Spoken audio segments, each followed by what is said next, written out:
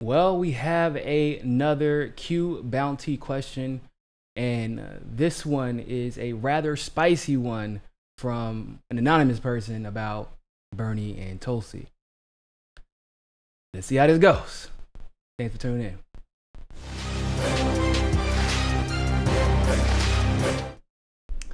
What's going on, everybody?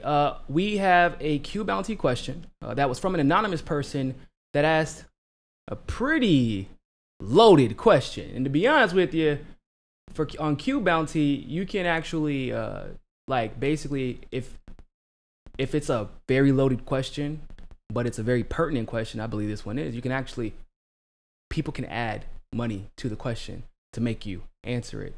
That's where the bounty part comes in. And so generally I don't do, unless like somebody puts in, so this is like a $4 question, but generally for something like that, because this is a loaded question, I would rather hold off to like $10 or $15 before y'all try to wreck my whole day here on YouTube and have people have me trending on Twitter. Niko is that? And the reason why I say that is because the question is as follows. Given everything that's transpired, and especially given this weekend, do I personally believe that Tulsi Gabbard is hurt basically by the indifference or seeming indifference by Bernie Sanders? In other words, the clearly disproportionate ways that Tulsi has come to his defense, but Bernie has not always come to her defense. Man, that's a loaded question. That's a loaded question. And I have a few answers for that. So yesterday here, I actually talked about why I believe Bernie Sanders has kind of undergone an involuntary transformation that, in my opinion, is entrenched in the trauma and the fear of not being able to see his dream of taking care of the people come true. This is something that basically is foundationalized in emotional abuse, not only by the Democratic Party, but most recently by people like Elizabeth Warren, right? Just long and short, when you're an empath, it is very easy for you to get used and abused. And seemingly, from my experiences, most people on the left are empaths. They take their feelings into account, and most importantly, they take other people's feelings into account. And when other people are saddened, when other people are exhausted and tired from just the system, when they're hurt physically or mentally by the system, you feel it. That's what being an empath is. It is a measurable thing. And in fact, there's actually a test to be able to, in ADHD, there's a test, or at least part of a test, to somewhat measure how potentially empathic you can be. And they actually are able to do that by testing how well you can predict what somebody is going to say before they say it, by filling in the blanks on various words, both short and long. That's one way to tell if somebody has ADHD, because ADHD people and people with ADD as well tend to be the most empathic. So given how empathic Bernie is, that's why he's so nice. That's why he makes compromises that I don't agree with. I don't agree with them. But for an empath, once again, especially one who has been quite literally bullied, and I don't mean that as an insult to Bernie. I genuinely believe that he was bullied, and it's very hard for me to say that if I was in his situation in 2016 that I would have behaved too much differently by the time we got to the convention, because he was up against something that we just couldn't have predicted. Through the research I did when I was investigating for the DNC fraud lawsuit, we figured out that, holy crap, if we were paying attention, we could have predicted that Hillary was started running 7 years in advance. We could have predicted that, but unfortunately we were too late and we couldn't have done anything. So he had to preserve a movement. Because of the way emotional abuse works, because it's not only used on Bernie Sanders, but the entire movement, you convince yourself that if you do the right thing, if you do what the abuser wants, especially when you are dependent on them in some way, form, or fashion, I don't know, like maybe they can control the outcome of you becoming president and being in a position to make legitimate change for all the people you have been fighting for your entire life. You think that if you play ball, that you will be welcomed, that the abuse will stop. And for people who may never have been abused, emotionally, physically, or otherwise, I know it's easy for people to say, you're a coward. How could you? Why would you put up with that? And you know what? The people who have been abused in their relationships already know that's what some people's friends, maybe they used to be friends with you, but it's what they say. You're a coward. Why would you put up with that? That's stupid. That's dumb. Don't let them talk to you like that. Don't let them beat up on you like that. Why wouldn't you just leave? Just leave. It's easy. Just leave. Just leave. Go to the other party. Go run third party. Just leave. Just leave. You're a coward. That's not how it works, bro. Because not only is he thinking about how to win, but the reason for why he is the way he is because he cares so deeply. Especially because of his own personal experiences growing up as a Jewish kid in Brooklyn whose parents were in the Holocaust. Luckily, they were not victims, but his grandparents were. So these things affect him. And trust me, for an empath, speaking as one, the worst thing in the world is feeling as if you are helpless, not to help yourself, but to defend someone else who needs it more. That is the worst feeling in the world. So understanding this, through just personal evolution for myself and kind of seeing things from a different perspective, not being so quick to judge, but more so trying to understand. I believe personally, and this is not anything that I've talked to Tulsi about, so just in case y'all were curious, I have not talked to Tulsi about this at all.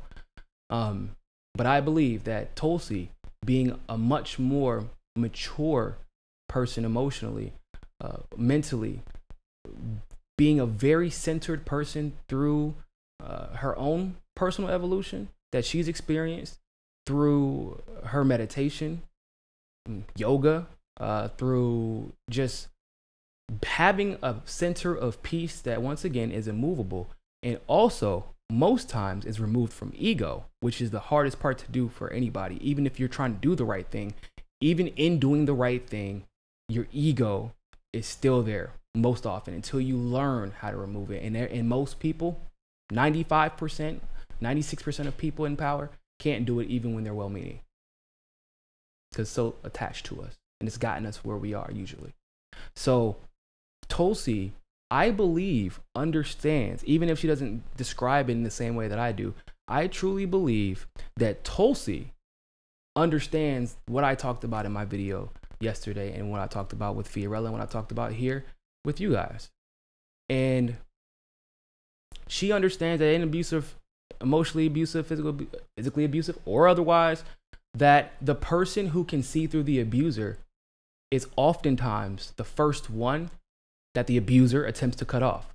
That's the friend you gotta get out, because the gig is up if that friend figures it out. And that's usually the only friend that can convince the abused to leave the situation, and not only leave the situation, but provide them the support in real life situations, regular relationships. That's usually financial support temporarily until they get on their feet, family support, whatever it might be, physical protection if necessary.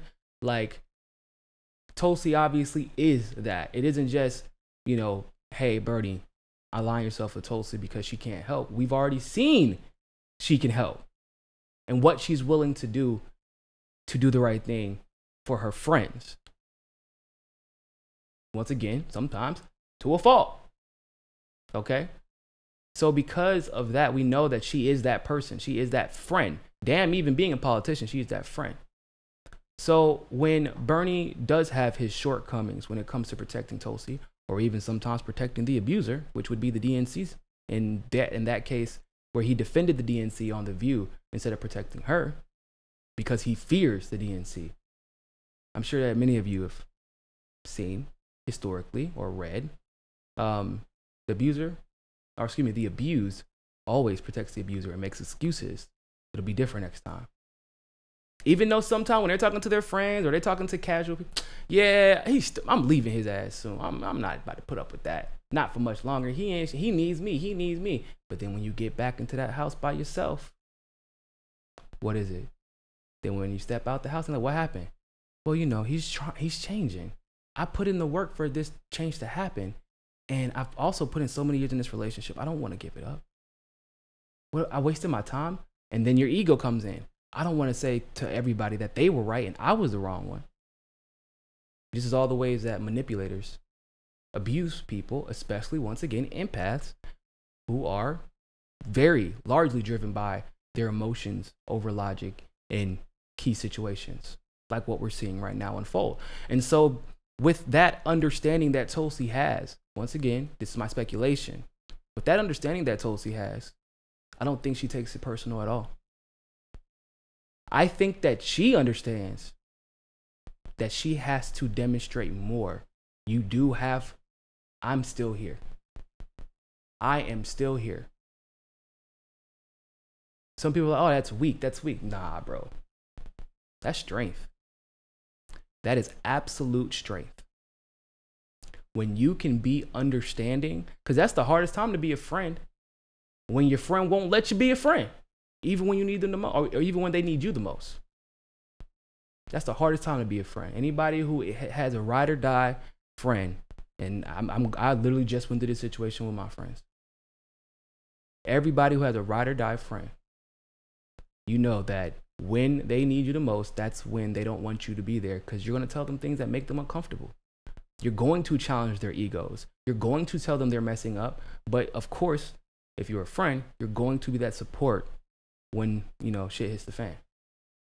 And you got to be there to remind them once a week, once a month, once a year, once every 2, hey, just checking in. I'm still here for you. Hey, I'm still here for you. Somebody talk shit. Hey, don't talk. Somebody tries to disparage them in front of you because of how they've been. Yeah, your friend be acting crazy, man. What's going on? Nah, you don't understand the situation. Please don't pretend to. I appreciate your concern, but no, that's still my friend. No, we're not doing that. That takes strength and bravery. And once again, first and foremost, loyalty. And in this case, because we're talking about politics and Tulsi, not only loyalty to Bernie Sanders, loyalty to the movement, and loyalty to herself and who she is, and not letting anybody else's actions take her out of who she is and who she is becoming, really, because she's even becoming a better version of herself every day. So no, I don't believe she takes it personally. That doesn't mean it doesn't hurt sometimes.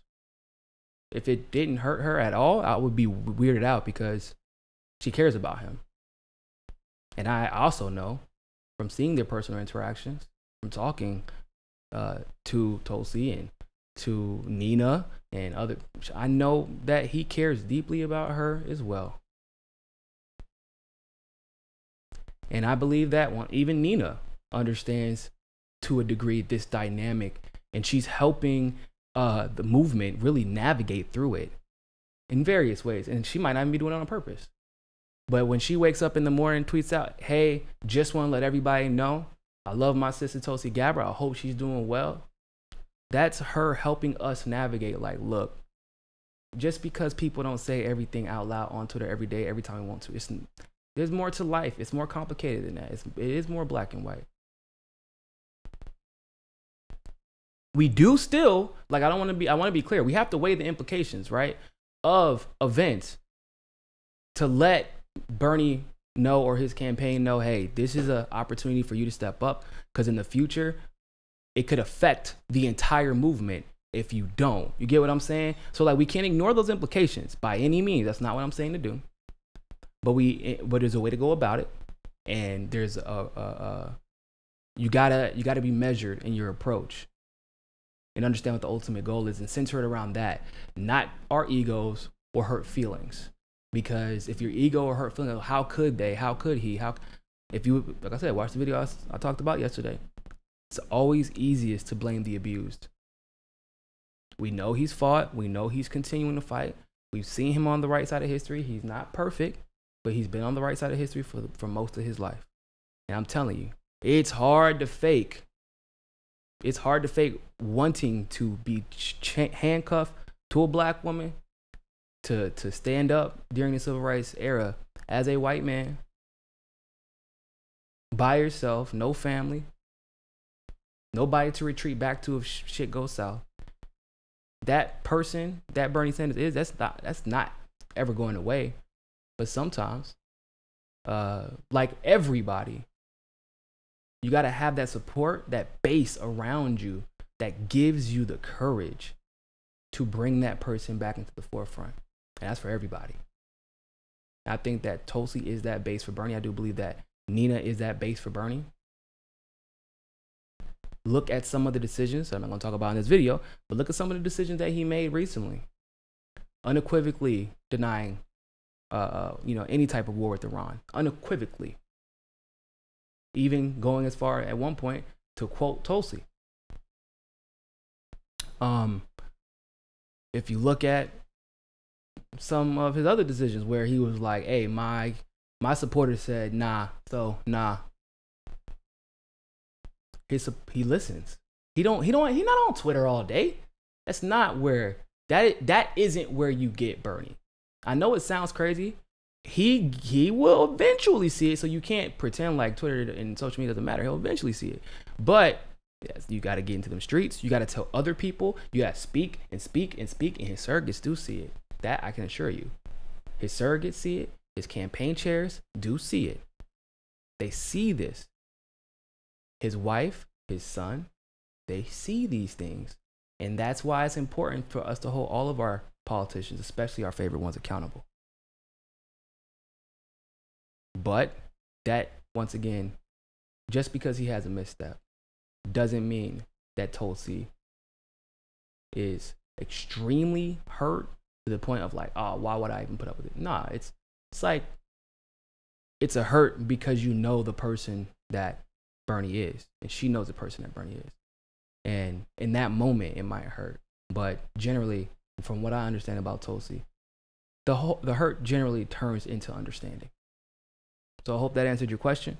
That was way longer than I was expecting it to be, but here we are. If you have a Qbounti question for me, you can click on the link in the description, and we'll get it popping. And you just go to qbounti.com/Niko, QBOUNTI.com/Niko. And if I'm not live and you want to ask me a super chat question, that's where you can do it. All right. Other than that, always remember, more than anything else, find your balance. Peace.